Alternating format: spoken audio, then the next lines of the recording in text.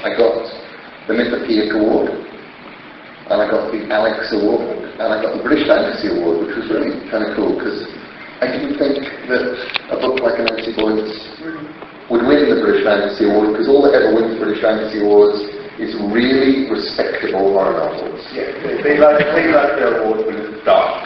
They like them dark and respectable. Yeah. And so I thought, well, I'm neither dark nor respectable.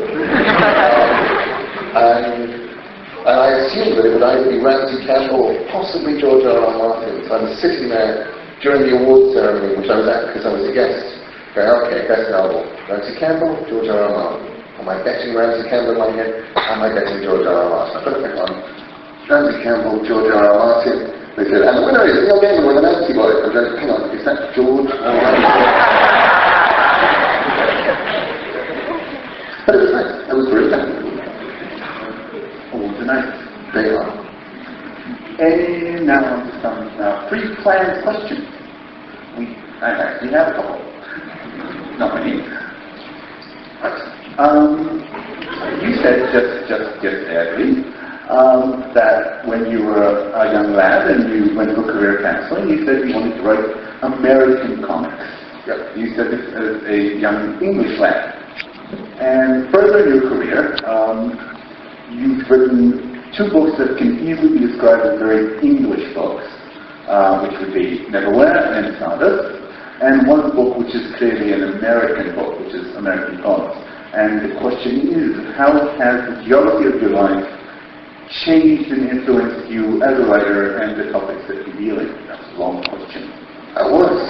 Let's take it in parts. First of all, the reason why I said I wanted to write American comics rather than English comics was English comics had titles like The Beano, or The Dandy, or Whizzer and Chips. And they would have normally 1-page strips about characters with funny rhyming names.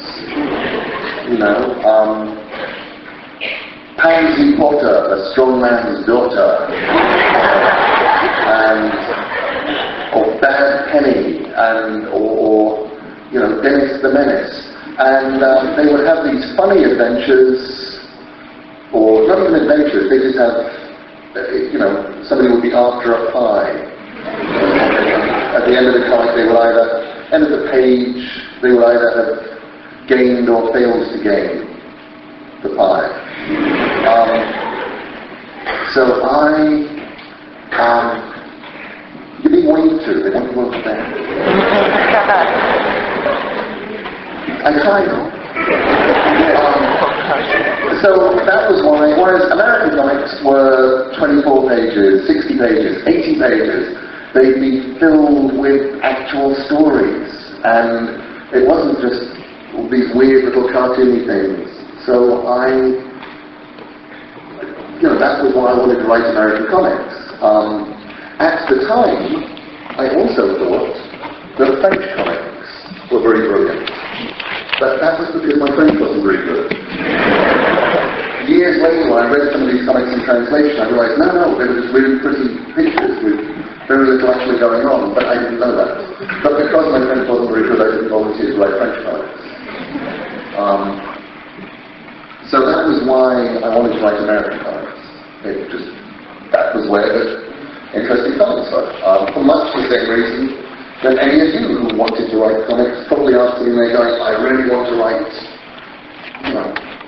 I want to join the burgeoning and expanding Israeli comic scene, because there isn't one yet. There is a little bit. A little one? A little bit. I mean, they're good, and I can't. But my point is more that you think there is. It's not that it's anything, but it's more that it's for the same reason that I didn't want in 1976 to write Wizard and Chips. I wanted to write anything, I wanted to write something or whatever. So that's that part of the question. The move to America, people say, why did you move to America? And it's just sort of three things happened at the same time. One of which was, and it was, if any one of them had happened, I probably would have been okay. It was the three things happened at the same time. One of which was the dollar. under the previous George Bush, became this really peculiar bouncy thing. And it would go up, and it would go down, and it would go up, and it would go down. And I was being paid in these dollars, which were these bouncy things. Now, it's hard enough being a freelance writer out in the real world at the best of times. Especially if you're writing comics, which is what I was doing. I was writing Sandman. Sandman was my income. It's all very well knowing that you will get $2,000 when you hand in the Sandman script. If, however, your bank manager and you do neither of you know whether or not that $2,000 is going to be worth £1,000 or £2,000 when it comes in, your ability to know what's going to happen. So, and then you start thinking there is a country across the ocean where these things are just spendable. You don't have to turn them into anything. You can just go down and spend them. How cool is that? So that was going on. At the same time, my two children were just a bit too big. Just getting to the point where I'm going, okay, I'm going to need another bedroom. Your two older children. My two older children. I'm going to need, Mike and Holly, they had a bedroom. I'm going, no, they're going to need separate bedrooms. And then I was looking at all the books. I thought, right, so I have to go and find somewhere with at least a room enough for a library, because this is getting silly. And I need more bedrooms. And around that time, I got out to America and to a convention in '91 in Minneapolis. And my friends Will and Emma, Will Sheckley and Emma Bull, had driven me around. Emma Bull, who is nominated for a Gaiman Award for the novel War of the Oaks. Who translated that, Phoebe? I believe that was a gentleman called the Bichanol. But it's a really good book anyway. And the original English, it's a great book. You know, don't not vote for it because of the translation. No, not vote for it because of the Nazi words. So, I had a different already. I was greedy. So, withdraw. Nobody joining me in this withdrawal? No. Anyway, so I'm going, okay, this is, they're driving me around Minneapolis, and then this is a wonderful, wonderful city. This is really cool. I didn't think I liked American cities, but this is really nice. I was there in the summer. You need to know that. And by the way, Wolf Jokes is all about what an amazing place Minneapolis is. Yeah. So I'm going around completely seduced by this place. And then I discover that I could buy an Adams family house with 15 acres for the same cost as a one-bedroom flat in London. In a country where I could spend these dollars. I was like, okay, I'll do it. I'll do it for a few years, I'll see what happens. What year was this? This was 92. And then I sort of stuck out that. I definitely plan to go back now. I feel like I've been in America long enough, and it may be another 6 years before I get back, because I think I'm probably not really going to move back to England until Maggie, who is my littlest one, starts university. For about 6 years till then. But I definitely think I'm done. But anyway, so that was why I moved out. And then I was very, very homesick, immediately. And I think the homesickness really helped fuel both Neverwhere and Stardust. They're both books about England. They're both, you know, Neverwhere just took every part of Miss London. I spent the previous decade, I've been in London pretty much all the time. Even though I was living outside of London for a while, I'd be in London every day working. I travel, it was great. And I felt like I wanted to make London mythical. London for me is this weird, mythical, magical place. And I thought, I wonder if I could do that for other people. I wonder if I could make it so that somebody else would read a book, and then once they read that book, they'd actually be on the tube in London, and they'd look up and they'd see a tube name, and they'd go, wow, could I do that? And that really... And you did. I should say you did. I hope I did. And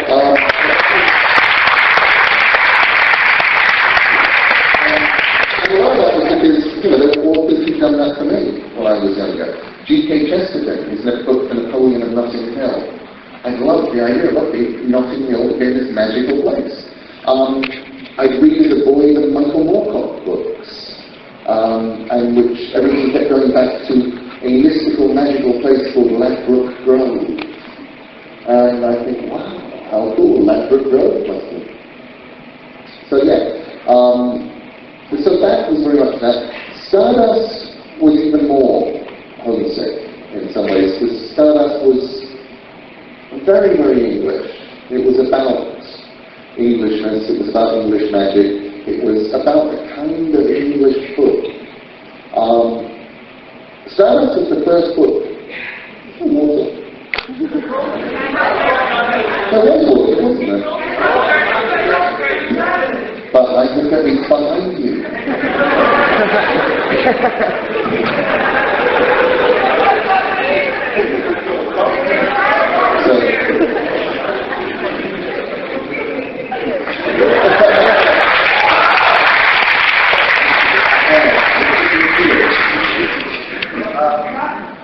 Mystical hand. Did we get cup? We'll see what happens.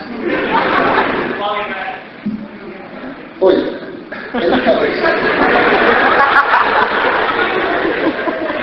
That was pleasant. Yeah, what, you get on? I thought I was already trying to get glasses before you disappeared. This is so unprofessional. Right, back to you. So Stardust was very much, from my perspective when I was writing it, I wanted it to be English. I wanted it to be English of a certain generation, of a certain type. I even went out and I bought my first fountain pen since I left school. I got this a big notebook and started writing in it.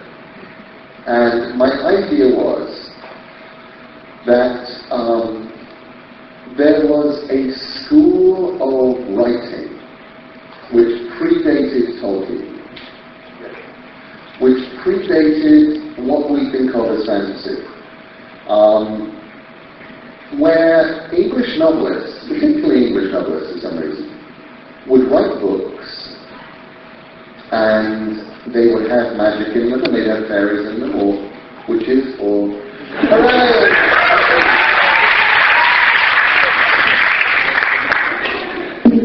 They'd have magical witches in them.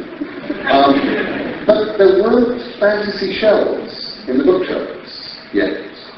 This was pre-Tolkien, and nobody seemed to think anything of it other than this was another book by such and such an author.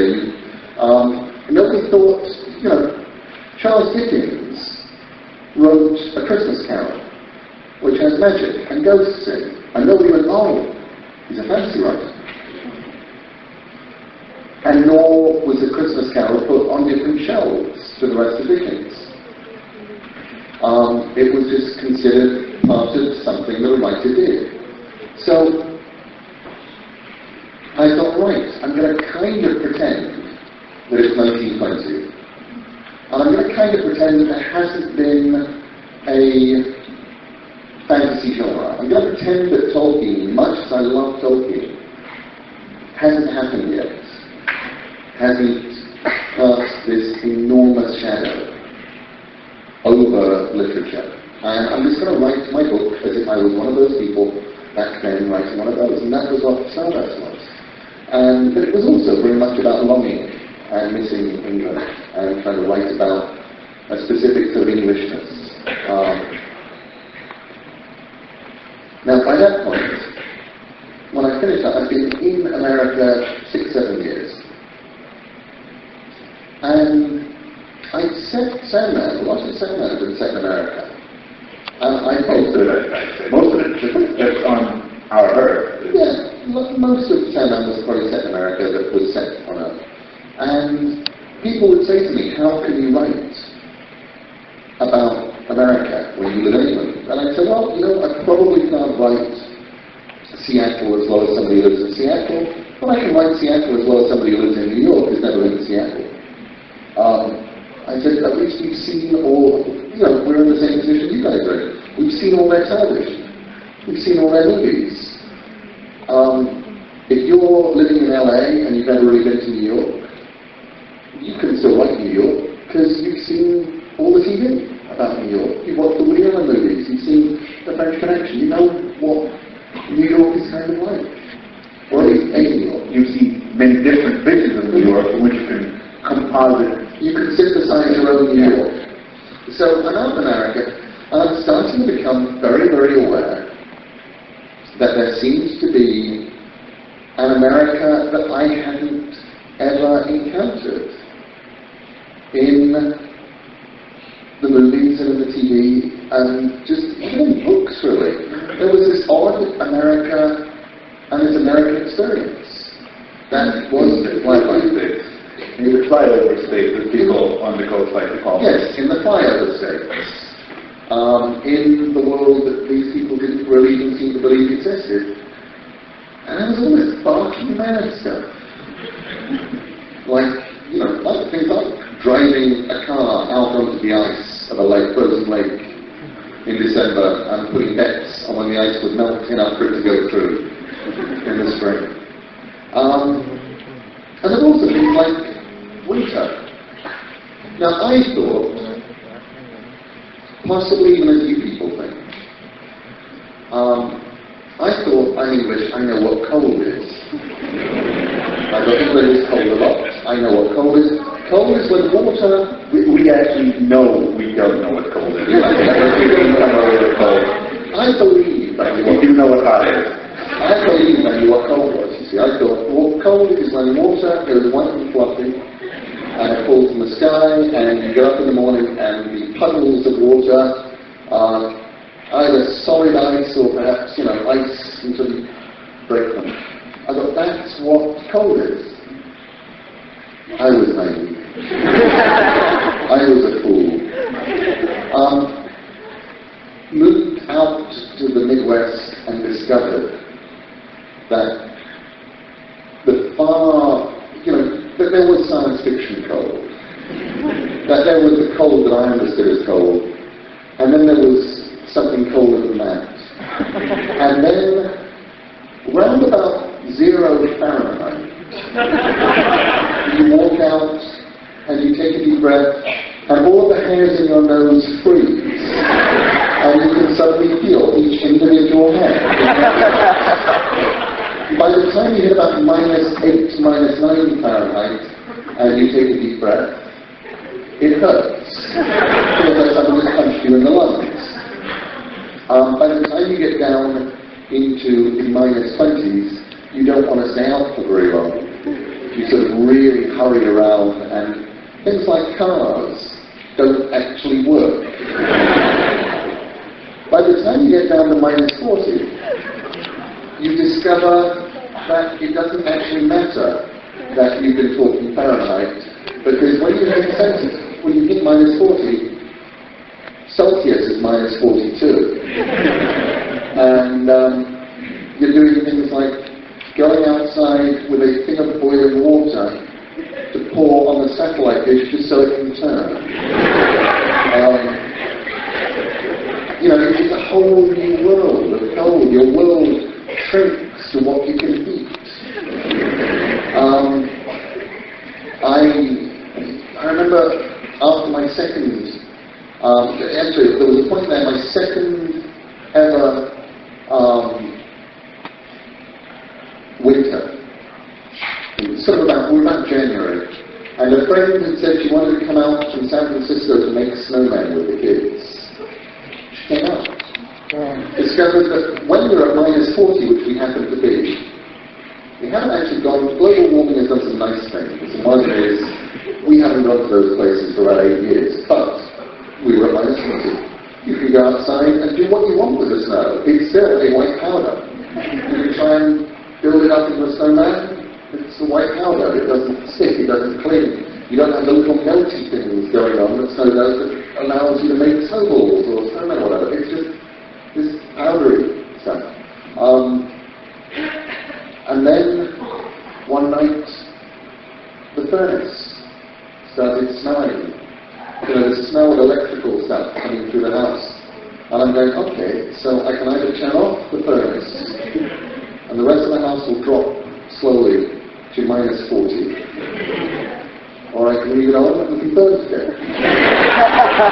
This is fun. It's like the whole thing that I didn't know about. And what was fun is I got to write American Gods, which I talked a little bit last night about the origins of that. But one of the delights for me of American Gods was just being able to put all this goofy, weird American stuff that Americans didn't seem to notice. They were like goldfish who had been swimming around in this stuff all their lives. And then there was me going, this water smells really weird. And they go, water? What water? So I write about the things that I bumped into. A lot of people think I made up more in American Gods than I actually did.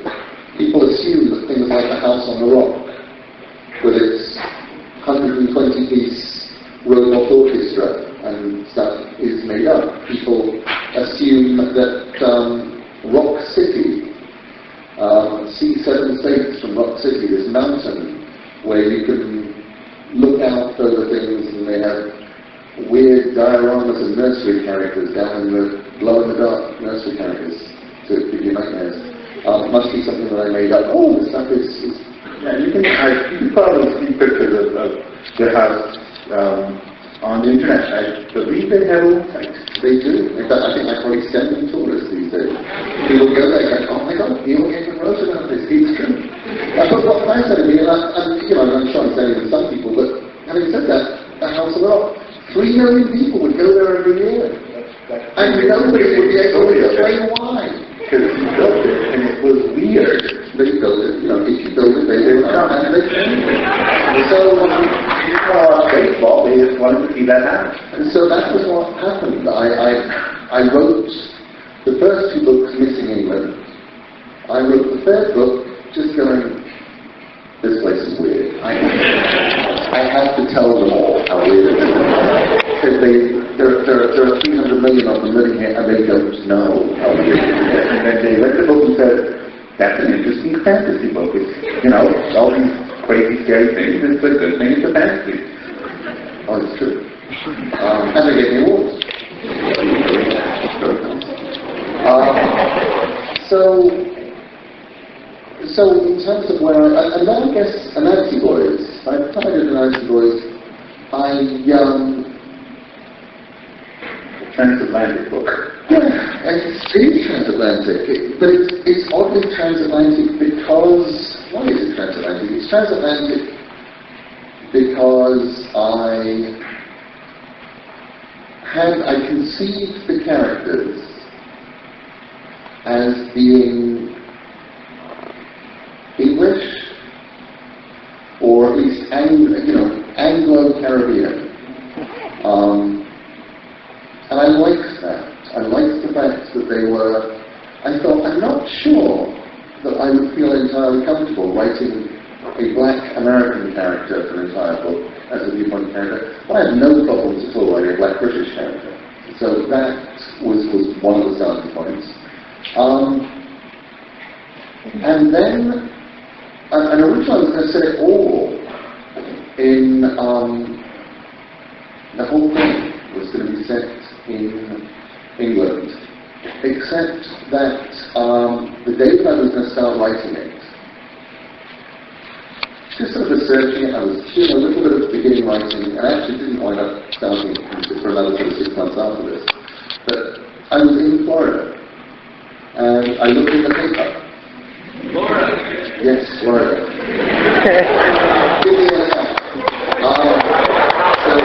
Speaking of very, very weird American things. Oh, no, Florida is the weirdest American thing. That's the joy of Florida. There's nothing. There would be nowhere like Florida. It's really cool, and it's really scary, and it's really weird, and anything you want is in Florida. Whatever it is, it's there. So, And they have alligators. yes, exactly. Alligators are visible. And zombies. I completely believe you on that. So I looked in the local paper, and I noticed that there was a funeral that morning about to be held. And I thought, I want to see a funeral. Because I got a funeral in my book. I should go and check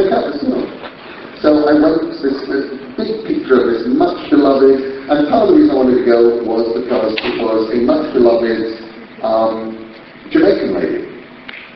And there was, on the outskirts of some Florida towns, you have two different sorts of worlds. You have the black world, and then on the outskirts of those, very often, you have the island black world. And you can only tell because if you're driving through the parts that the white people normally don't drive through, not because they're going, oh, this is unsafe, this is black, but because that's not where the highways go.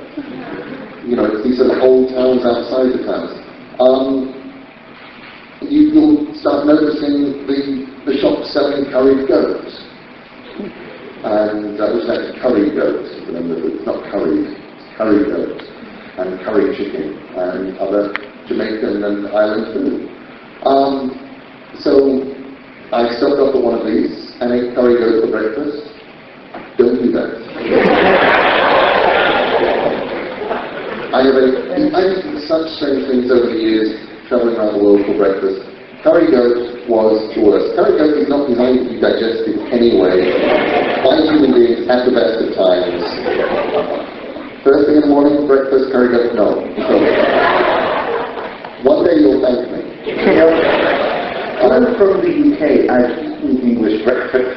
Those were not really designed to be eaten at Don't start on me about English breakfast. I had an omelette in my hotel this morning. I still think the only way you could get that kind of consistency out of an omelette is by cooking a batch of them the week before.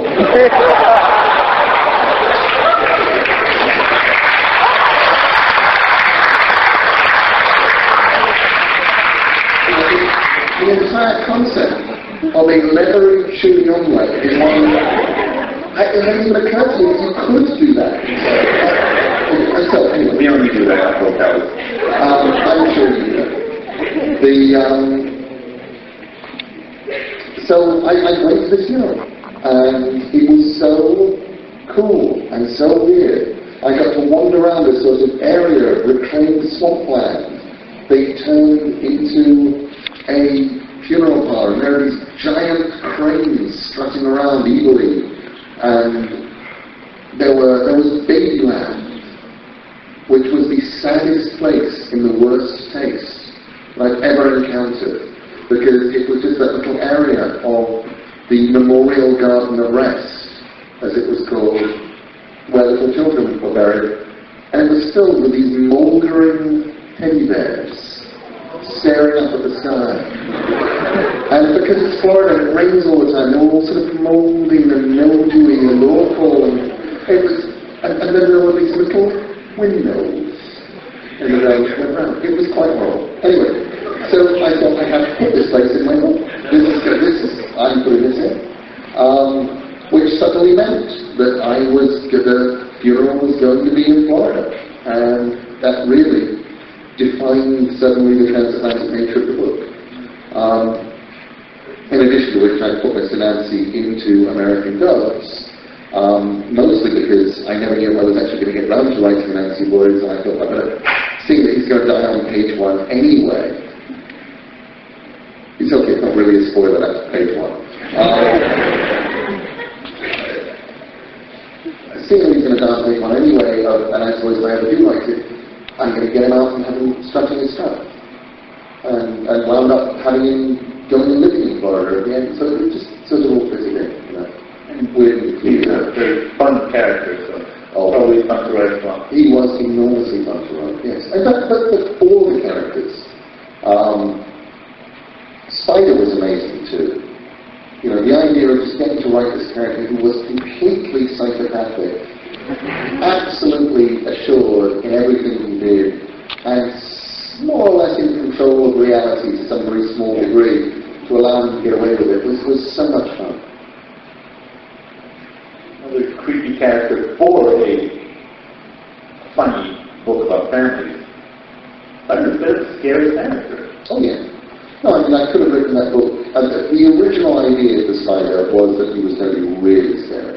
Yeah. When I talked yesterday about the original concept for Nancy Boys being a horror novel, it was pretty much going to be the spider comes into your life and he is the worst thing that you could possibly imagine. Except that when I brought him on stage, he wasn't. And that really was, I got him on stage and he was funny. Yeah, it's not hard to imagine a slant in which it would be a horror novel. Oh, sure. But it wasn't. On to a different topic. Over. This chair falls all the way back. Something I know, that's what I was thinking. There's got to be a switch on this side. Oh, I'm sorry. I'm just going to lean like this. So, yes. Otherwise, the hand is going to come from behind the chair. Please wave his hand down, please. Yes. Neil Gaiman, Alan Moore, Warren Ellis, Grant Morrison, Mike Carey, a pretty long list of this. The letter R. No. Why are Brits better at writing American comics?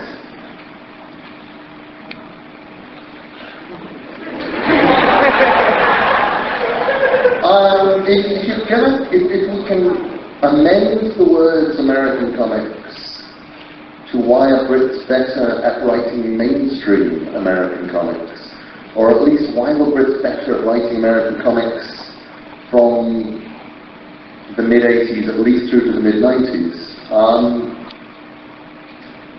I think the biggest reason is because you had a generation in the American mainstream who had mostly grown up reading comics.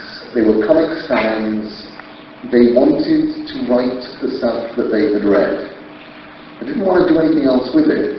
They just wanted these were people who, they didn't even want to be Stan Lee. They wanted to be the people who had wanted to be Stan Lee. And you were in a position where a lot of American comics writers were becoming third-generation photocopies. And what I think that all of us had in common, the various, at least the initial English invasion, the first wave English invasion, is that although we read comics, we read everything else. We all loved the idea of writing comics, because comics was this amazing virgin territory in which there was so much that had not been done. We loved comics. Watching Alan Moore steal an idea from a Nick Rogue movie, and go, hang on, I could do that in comics.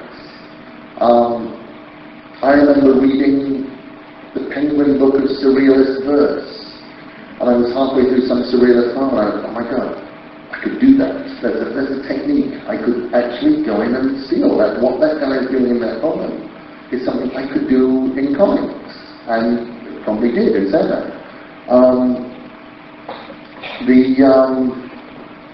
The idea that you didn't have to be trying to do the stuff you'd already read. You could just take that as a given and go off and do something powerful with it.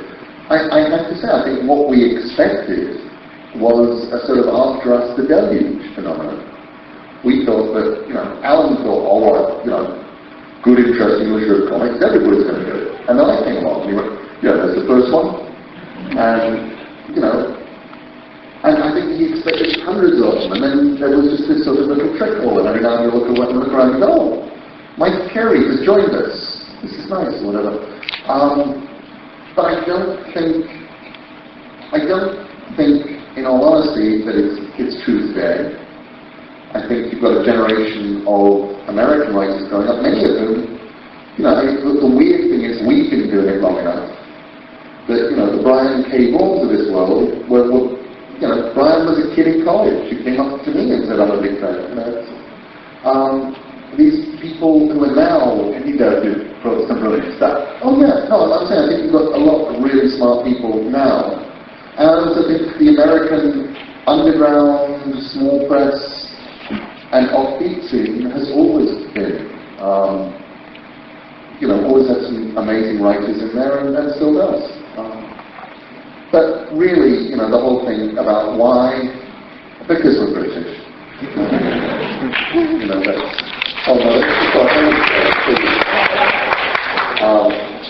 And another comics question yourself and another member of pretty much your generation, that's Grant Morrison, who I consider a great writer. As do I. You and Grant Morrison came up at about the same time. Yes, and we had hair. We both had hair. Yes. And I just want to mention that because people don't believe. They see Grant now. He does not have much hair. Yeah, when Grant and I started, we had very similar. That is a bit difficult to imagine, actually. Grant's take on career. I'm sorry, please ask the question. Yeah. Grant's career has pretty much been very low horror, offbeat comics on one hand, and brand name on the other. JLA, X-Men, Superman, with you on the other hand, alongside Sandman and Mr. Punch and Violent Cases and other more offbeat and less mainstream work, when you've done superhero comics or comics related to even Sandman is in a way, it has a genesis in a superhero character, have reinvented. You've not taken a running series and just run with it, that I recall. Did you use specific? Yes. Okay. Why? Okay. It's a question. I think it was one of those things you told people not to do yesterday, when you said, do not go on 5 minutes and end with. Why did Grant do cool... Why do you do it? And why don't you do what you do it? That's why Grant does what he does. Grant has always been really good at superheroes. Ever since he started. Zenith for 2018. Wonderful sort of reinvented superhero. Animal Man, great superhero. Doom Patrol, superheroes turned upside down and weirded, but still absolutely wonderful superhero. Grant writes really good superheroes. He likes writing superheroes. He's very, very good at it.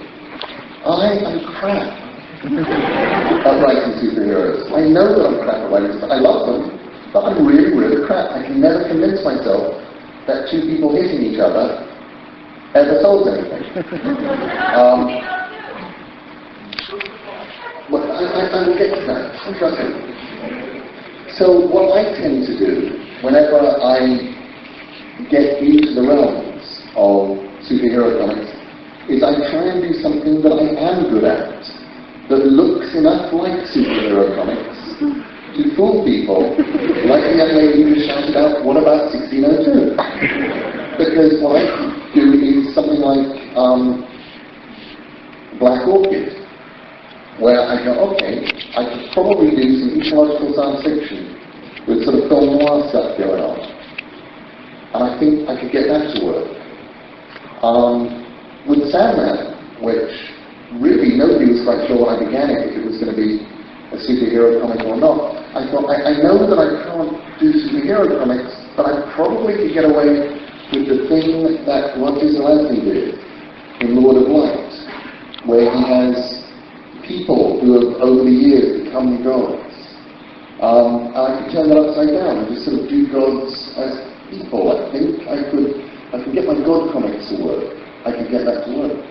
But for 1602, I sort of took everything that I loved as a kid about the original Stanley, Jack Kirby period Marvel comics, which I was lucky enough, even though theoretically I'm too old to have read it when it first came out, they were reprinting them at the time in English comics. The titles of the English comics were Wham, Smash, Pow, Fantastic, and Terrific. I still remember these.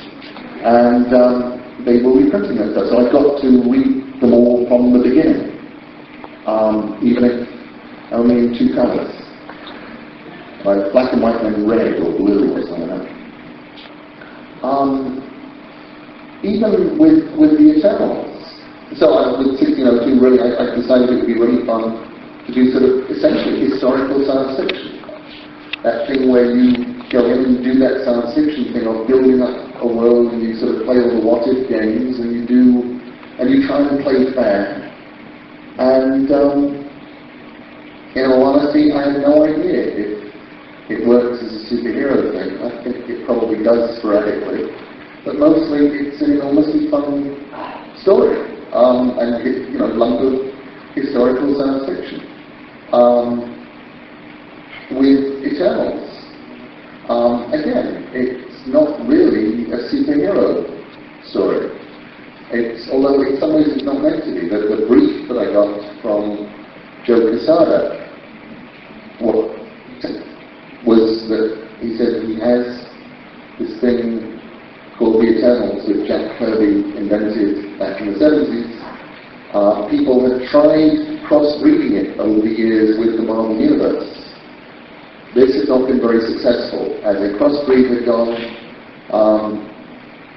I was up on a panel in New York about 10 days ago, and I was trying to explain it. I mean, that thing where you grab a metaphor out of the air and then are horrified with yourself.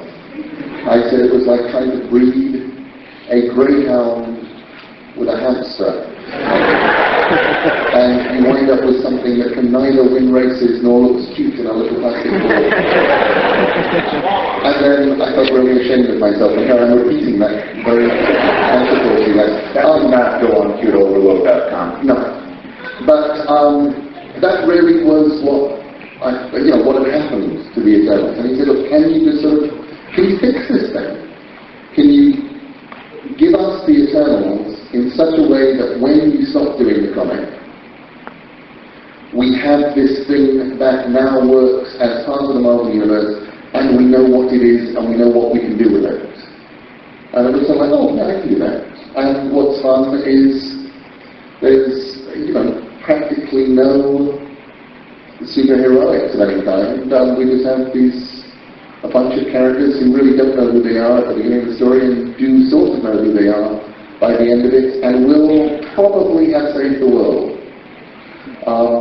I thought about having them not save the world, and I thought Joe would just ring me up and say, we've cancelled all the Marvel comics now because you've destroyed the world. That would not be good. But, so essentially it is, yes, I'll be turning the audience first. Yeah, great. So essentially that is, it's scary. All the audience up until now thought that you were in control up there. They didn't realise that I chose the order on the hand behind the curtain. They thought that you were the boss. They really didn't figure out how you did. So, yeah, he's rubbish. So it was essentially a job of fixing a part of sandbox. Yeah, that's sort of the building an extension to the other sandbox. Oh, well, it was more like, there were a bunch of toys that somebody left in the sandbox 30 years ago, and they were really cool toys, and they were really bright and shiny, and then some bad kids came along and broke them. And now it's my job to come in and try and repaint them and make them cool again. Yeah, that was a good analogy. See, that didn't work.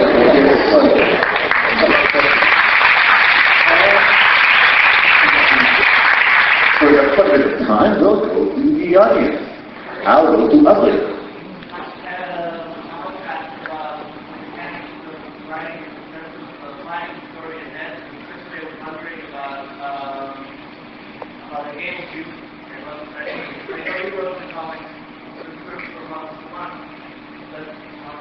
That story is very flat from the beginning to end. I was wondering how you did that. Oh, but I don't really know that it was planned from beginning to end. I think I knew some stuff when I began it. I didn't know who was going to live and who was going to die at the end of the story. That was something I learned. And the I don't like dogs lady just sort of turned up in the middle of the story. What did I know going into Game Review? I knew the characters. I knew that there was going to be stuff going on in Barbie's Dreamland, which I sort of brought up in the Doll's House. I knew that Murphy was Morpheus, and I knew that there was going to be a hurricane in New York. mostly because I read this cool article about how New York would be completely destroyed by a hurricane. What actually happened there. And I thought, oh, so I'll do that. But apart from that, I don't know that I did know much. Most of the rest of it was a process of discovery, I think. I don't know. A game of you was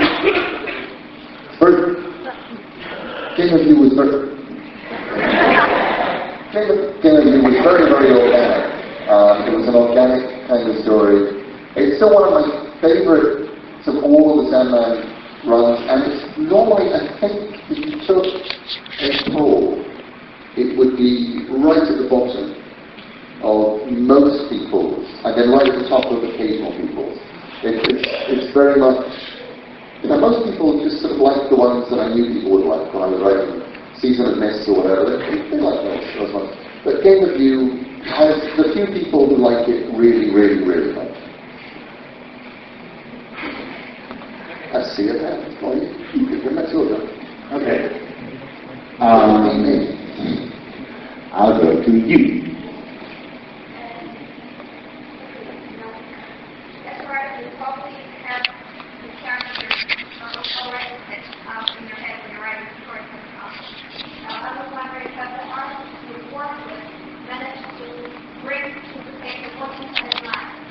The question is, have the artists I've worked with managed to bring to the paper what I had in mind? Almost always, yes. And normally if they don't, I figure it's my fault because I obviously didn't explain it right. There are some times when, very, very few times, I remember, the only time I particularly remember actually writing a character one way and having somebody draw it another way was, I think, Hazel in Game of You was actually meant to be Chinese, and he just didn't draw her that way, so she wasn't.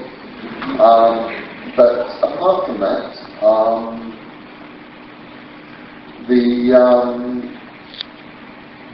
artists have been really, really good about drawing what I asked for, and that's one of the reasons I love artists.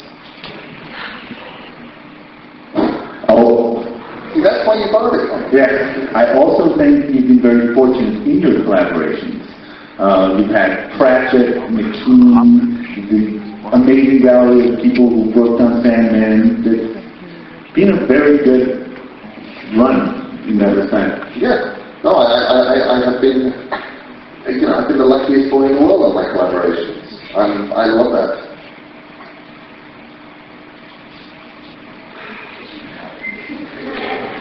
So you're only picking from that row.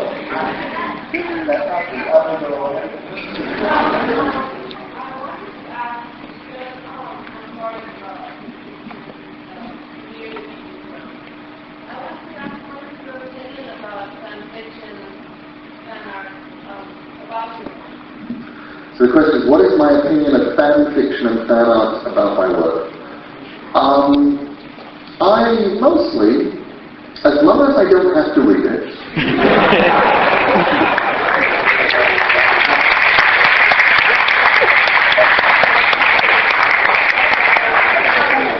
I'm very, very happy for people to do fan fiction based on my stuff. I don't want to read it. Occasionally, people will bring to my attention weird things. I mean, had you told Terry Pratchett and I,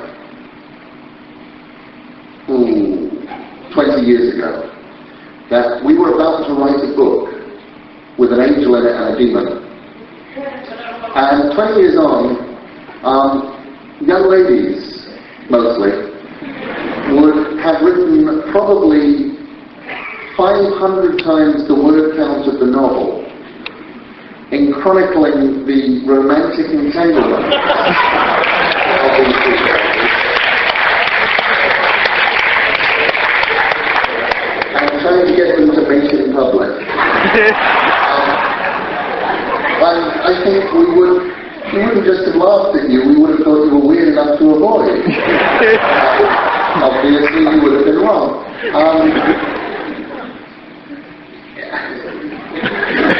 It's just weird. I'm sorry,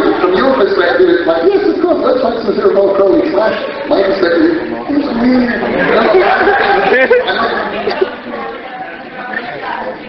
it's all but the whole...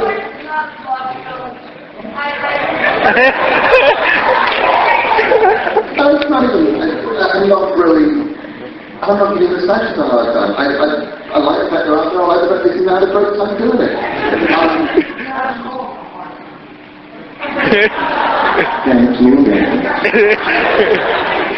You'll be here all week. But I do think that fan fiction, as I say, I don't want to have to read it. Not because I don't think there's good stuff out there, but it will be a terrible thing if I actually did have an idea for something that I wanted to do with a character, and then I went and looked at some fan fiction and discovered that somebody had done that thing, because then I couldn't go there, and that would be a bad thing. You were at the far right of the...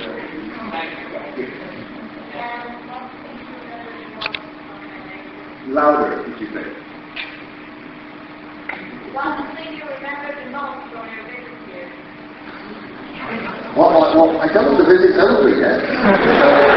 Perfectly possible with something even more memorable.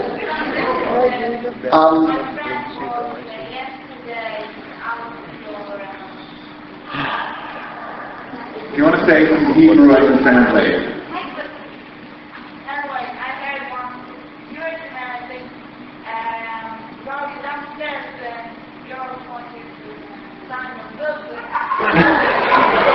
Well, the boots, I have to say, I mean, boot sign is not the most memorable thing.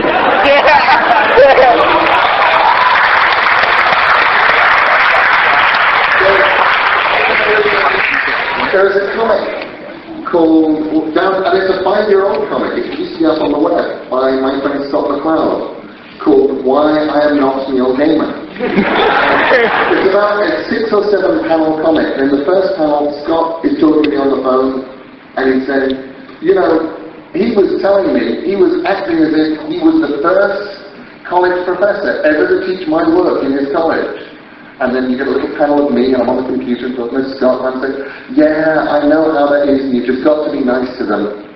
I said, because you can't really tell them it's happened before. And then the next time I'm saying, it's just like those girls who want you to sign their breasts. And then the next time you look at Scott, he doesn't say anything. And then the next time you look at Scott, he doesn't say anything. And then the next time he says, I've got a new book coming out in February.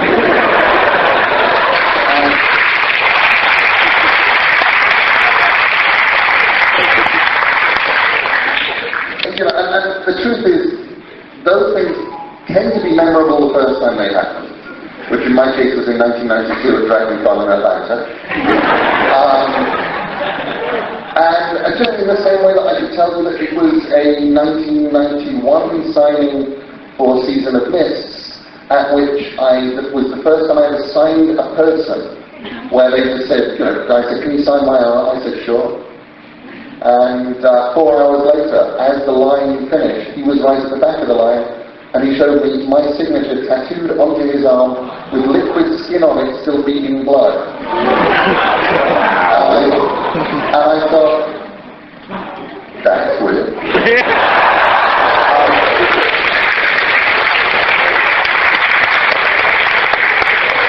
And the truth of the matter is that, you know, I've done it many times and seen my signature many times since, and don't think anything of it anymore. The biggest difference, really, on the whole boot signing since I've been here, is when I started signing for people and signing on people, when they come up and say, will you sign my boot? I go, okay. The first day of signing, I was sort of like very careful. I was doing it at arm's length, just sort of getting it. By today, I was doing a signing for all the volunteers, and it was sort of like,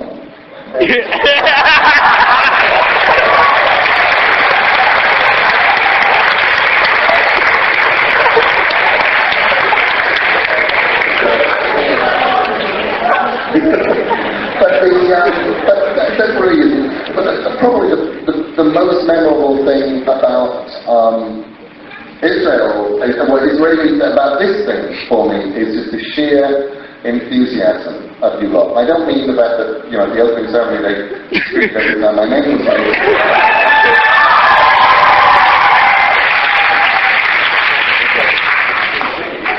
You are the third loudest fans in the world. Who's number two? I know Philippines is number one. Brazil. Okay. But you're louder than everybody else. The Finns are at the bottom. Finns at the bottom. Finns, you go out there and you give a talk, and at the end of it, real good. And then they come up to you afterwards, and you think, oh my God, that was awful, I bombed. They come up to you and they say, you know your talk? I think you have changed my life.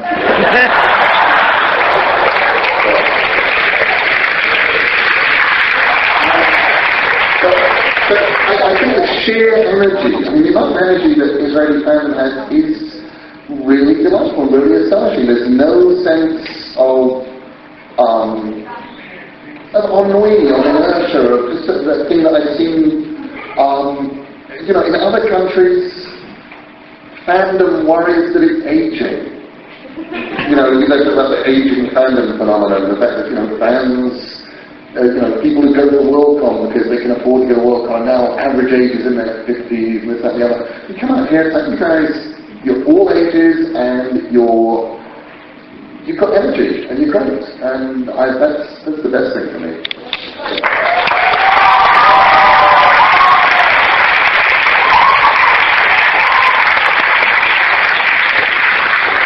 I'm going to give the next question to myself. Question about the involvement with... It might be a good question. Lots of people want to ask questions. I just leave this country. They know where you live.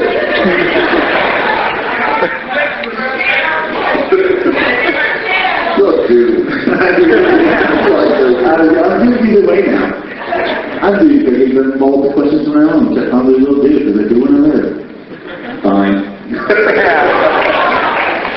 Now they're feeling guilty. They're Jewish, they feel guilty.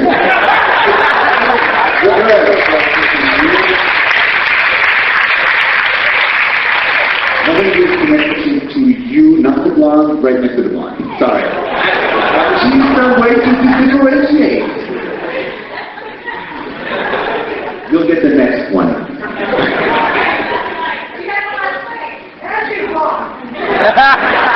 That's right. Yeah, let's see what they say. Okay, both you and Eric Ratchet use the same metaphor about your death, about he or she will be the one to stay in the room after everybody's gone and put the chairs at the table and serve the rest. So, where is that connection? The trouble with Terry and I asking us who got what from who on stuff we both use is that you have to bear in mind these are two people who talk a lot, who have been talking to each other fairly solidly from 1985 onward. It's like when people say, so, in Good Omens, who came up with the whole thing about cassettes in your car turning into the best of Queen?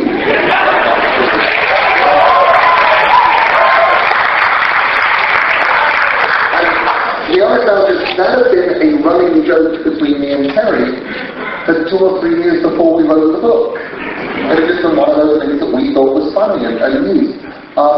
Which of us was the first to use the, put the chairs on the table, who got it from who? I don't know. I think it was just part of the communal undermind that we shared that made writing Good Omens incredibly easy. There are some things in Good Omens that people got wrong. For example, I've had a lot of people coming up to me over the years and saying, well, I don't really know who wrote what, but I do know that Terry Pratchett wrote Death in that book. I'm going, well, hang on. It seems to me much more logical that I would be the one going, Terry, I really liked your Death. Can we put him in? Because I'd like a chance to write him. And things like that. But I don't know. It's a me and Terry thing. Who knows? Right over there. Yesterday I talked about in the lecture about writing a list when you're 15 years old about all things you dream to do. And if you reflect, you look at the list and you saw that you actually done all that stuff. And I want to know how it made you feel. Going through your list. Very odd. Like really, it made me feel. Could anyone hear that? Yeah. Really repeat something. The whole thing of making a list and that I made when I was 15 and looking around a few years ago and realizing I had done it all. It was very odd. You know, I am now living in that peculiar nebulous zone which exists between winning your first Lifetime Achievement Award and dying. When you realize that, you know, you've actually done a whole load of stuff. And I definitely thought I should make a new list, and I haven't yet. But I would make a new. I really ought to make a new list. It'll be fun. Okay, let's move over a little further to the left. It wouldn't work if you had one more. Right back here.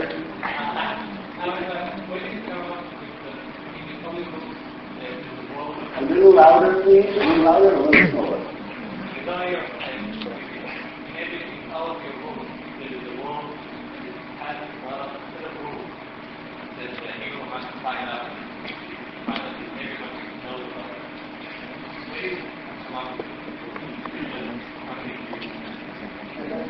I'm thinking that I believe the question was, in all of your work, there is a set of rules that the hero must find out and what?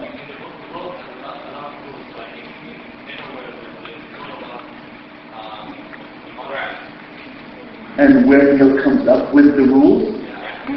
Okay. I make them up.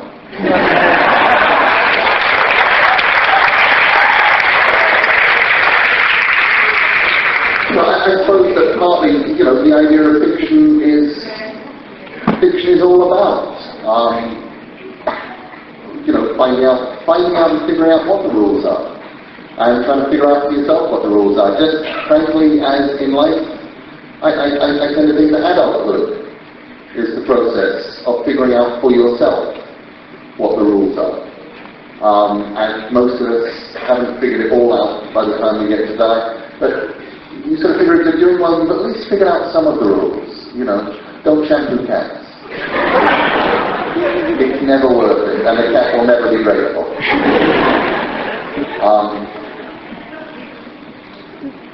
Actually reminds me of the poem you wrote about the rules for fantasy heroes, which I cannot remember the title of. When you go... Oh, instructions. Instructions, exactly. Yes, instructions it's the rules for, it's not so much fantasy heroes. Well, that might be a fun poem. It's just the rules for what you do if you find yourself in the middle of a fairy tale. Yeah. I could look at that. I could add that to the things I read tomorrow, couldn't I? Yeah. Right, I have to put together the list of things I have to read myself. Yeah. Ben. My question is, what are the targets? The people out right now that are trying to connect all the dots between different worlds created by human beings, which for me, is life. And I was wondering if you ever think about that, on connecting different worlds from everywhere to start up the world created in comics and operating like that. They all join up around the back. You actually can do it. But you probably need to lean over your shoulder and explain why there are connections. But no, there's lots of weird little connections between things. Stardust definitely takes place, very, very oddly, in the same universe that American Gods does. Wow. That's not the body. I've been breaking my head over that. Stand loudly. Okay, well, the novelist Jenny Curtin, who's got several best-selling books mentioned through the course of the American Gods. People are reading Jenny Curtin books. is actually if I ever get around to writing the novel, the novelist who will go and leave America and go and live in war, as it is now, and encounter Mr. Bronios and several of the descendants of the characters and sellers, if I ever get to write it. But, and that's how but, you know, and there are more connections. There's all sorts of detail about it. And then people say, how? Because they're in different genres. And I say, well, the real world is in all sorts of genres. And it seems to all tie up around the back. You know, I know people who live their lives in crime dramas. And I know people who live their lives in tiny domestic comedies. And I know people who live their lives in spy thrillers. What genre am I? I don't know. I once wrote on my blog about having that weird feeling that you sometimes get when you feel that your writers have changed. And it happens sometimes. You know, your life is chugging along. You appear to be in a minor romantic comedy or something like that, and then one day you turn around and you are in a thriller, and you have absolutely no desire to be in a thriller. And the only possible explanation is your writers have changed. You know, the ratings just weren't as good as they should have been. Or your regular writer went on holiday and somebody else came in and said, he's just having it too good. Alright, so I'll tell you what, we're going to, let's get all of these old characters that have been hanging around with us, and we're all bored of these supporting characters, we'll take them all out and give them a whole new set of friends. And they'll have really interesting problems. And what's more, should we make them gay? No.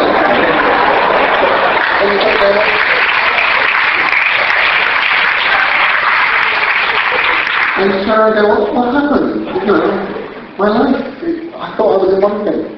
But then again, in real life, of course, real life is absolutely no respecter of genre at the best of time.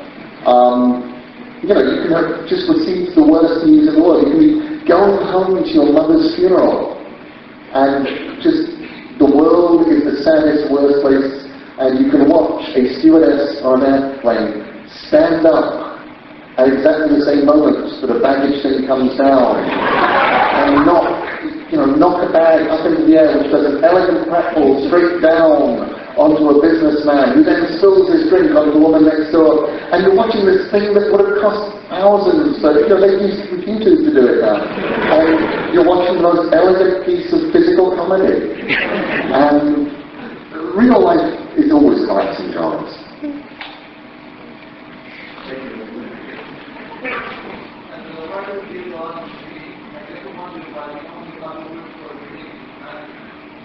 Have I ever wondered why the only other word for dream is nightmare? No. I mean, I know why, or many of the reasons why we have the word nightmare. But no, I haven't. I mean, I think, you know, really you have good dreams and you have bad dreams, and then you have real sort of nightmares, which are the kind of things that you cannot quite get out of, and which taints the rest of your day. I would think a proper nightmare is something that when you wake up from it, the world has changed. And everything is a little bit less safe and secure than it was. Up here. Oh my God, there are people at the top there.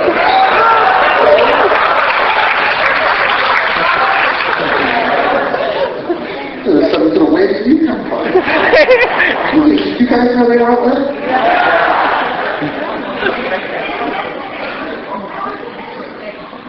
Don't jump. They were there last night, too. Oh, God.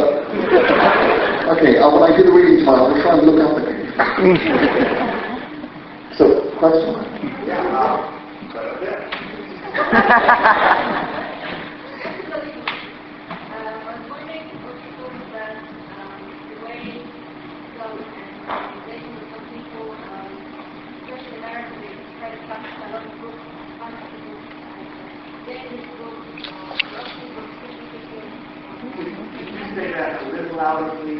I think I heard it was why it was about how I feel about how Americans.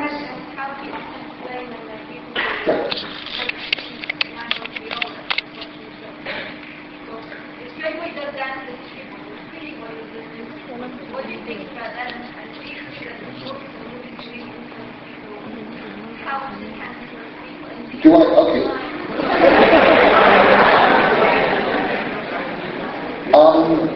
So the question is, for those of you who can hear it, that whether how I feel about people, particularly in America, who try and ban books, particularly fantasy books, and blame them for things, and in light of some of the atrocities where they start trying to accuse people, whether it was Mark Chapman carrying around his copy of Catcher in the Rye, or whatever, whether I actually think that books can have a negative influence. Did I get that right? Can books have an influence on people? Yes, absolutely they can. I hope. I mean, the book that most, obviously books have a huge influence on people and how they think. I like to think that anyway, because I'm a writer. I know that lots and lots of serial killers had the Bible.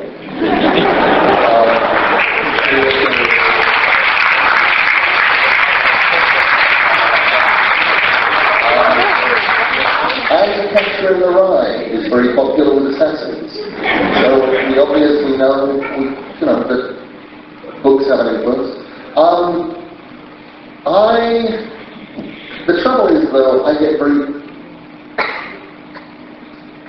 I had a personal experience with this once, which left me very, very jaded with the whole thing. Let me give you context on this. The year was 1989, maybe 1990, and Sandman 19, Midsummer Night's Dream, had just come out, and it was Friday night. And I got a phone call from my editor, Karen Berger at DC Comics. And she said, listen, I've got something bad to tell you, but I have to tell you.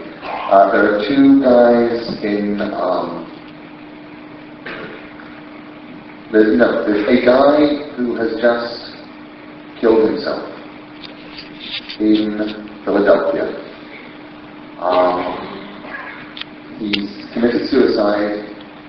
On his body, lying on his chest, was a copy, when they found him, was a copy of the latest Sandman.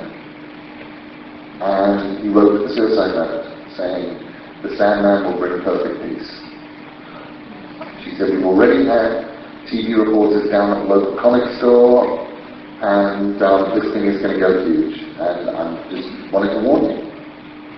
And we put down the phone, and I thought, fuck. That's terrible. Did I do this? What have I done? What's happened? Is there anything in a Midsummer Night's Dream that could drive somebody to suicide? Don't think so. But I seem to have done it. And I thought, who do I know who might have gone through this? My friend Clive Barker. This guy was the other day, I think of Mike Foster, and I said, look, this has just happened. This guy apparently murdered, killed himself, and had a copy of Sandman. Have you ever had this? And he said, well, I had a guy go and see Hellraiser, who then threw himself off a cliff later that night, and was late in Hellraiser. I said, well, what did he think? He said, well, I thought about it, and I thought, well, I'm a responsible creator. I'm creating responsibly. If Hellraiser would have made him kill himself, then reading the Bible would have made him kill himself. Then reading an Ian Fleming book at the right time would have made him kill himself. You have to be very, very not balanced in the first place to be tipped over the edge by a work of fiction. And I thought, okay, I can do that. That's a good point of view. I'll go with that. And on Monday, I got a phone call from Karen. She said,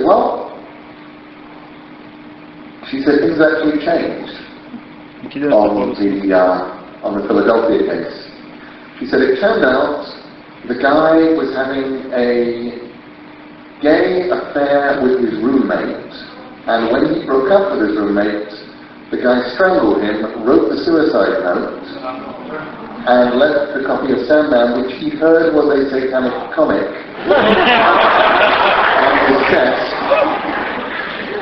actually these guys were huge X-Men fans.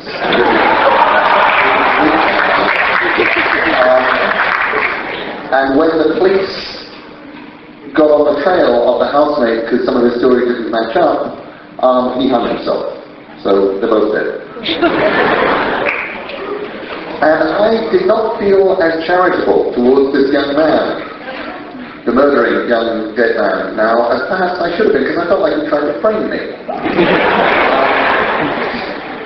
for a murder. And I thought, actually, it's never as simple. It was just something, the whole thing's bullshit. I mean, yes, books and words and ideas have an influence on people. But you are responsible for your actions. You really do have to be absolutely fucking crazy or fucking evil to go out and do some of this stuff and, shoot up a school or whatever. And it doesn't matter if you have a book by me or George R.R. Martin or the Bible or whatever in your pocket. That's not making it happen. You're making it happen. And that is really why I do it. And I think that, just as a side note, I think that anybody who tries to get Harry Potter or Sandman or Lord of the Rings or The Joy of Sex banned from a library is an idiot.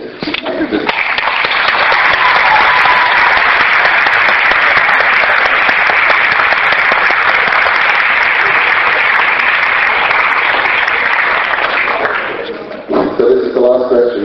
It really has to be good. Yeah, I have to go down. Yes. I'm going to go with Give Me the Purple. Who is my favorite god? That's a lovely question. Who's my favorite? It's funny enough, of all the gods I've ever written, I think I like Chernobog best. Only because really he was sort of, it was nice to write a god who was really, my grandfather, all of my grandfather's friends, sitting there smoking horrible cigarettes and coughing their lungs out with these yellow fingers and eating things and having kitchens that smelled like cabbage.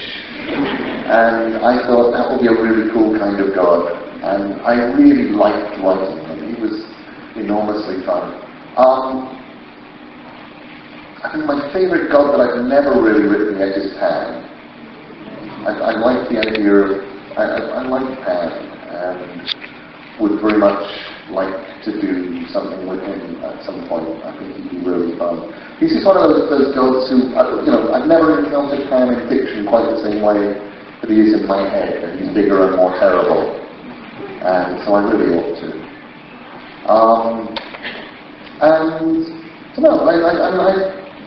Picking a favourite god, it's like picking a favourite cat. And also, frankly, there's no mileage in it. Because if you stand up in a public place and start saying, well, this is my favourite god, all of the other ones are going, you didn't mention me. And the next thing you know, they're taking out thunderbolts, polishing them. Readying a small plate of locusts, I'll go back to my hotel room, open my suitcase, a plate of locusts will come out. I should have mentioned him.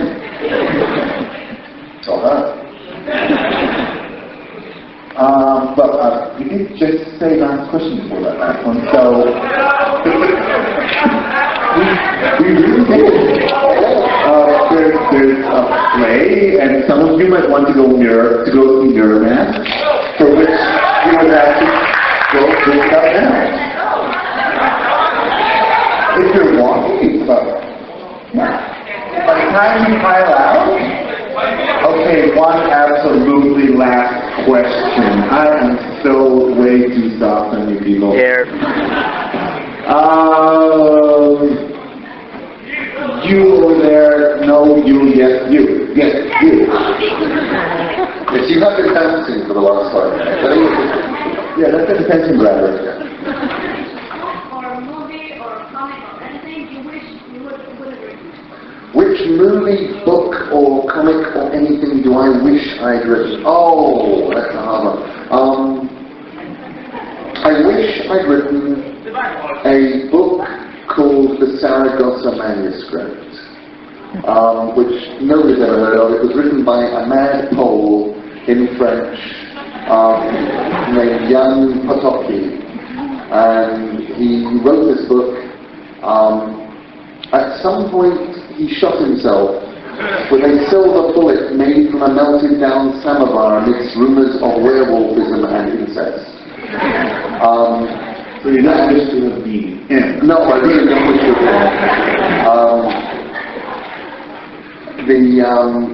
But he wrote this really wonderful, weird, sort of Arabian Nightsian phantasmagoria.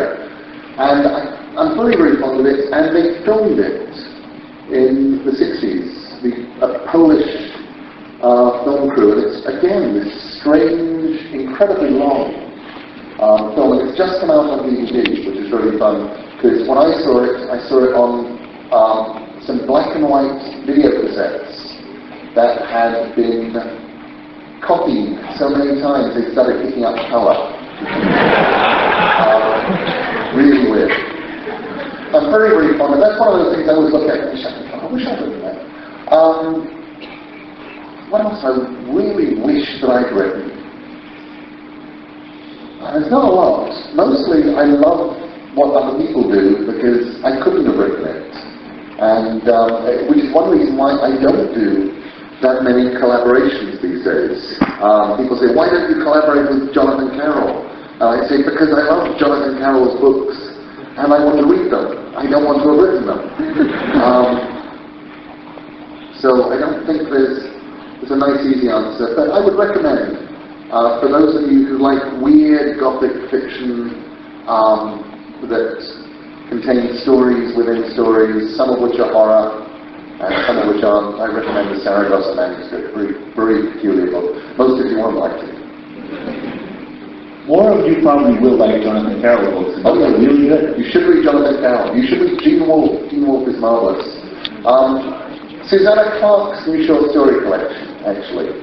And there were several short stories I've been reading. The ladies, it's either called The Ladies of Grace of You or The Ladies of Grass, I forget. There were a couple of short stories in there I read. I thought, I wish I'd written this. This is so much fun. And I think we have to. Yes, they won't believe me if I say it. It's only work for you there. Thank you so much for coming.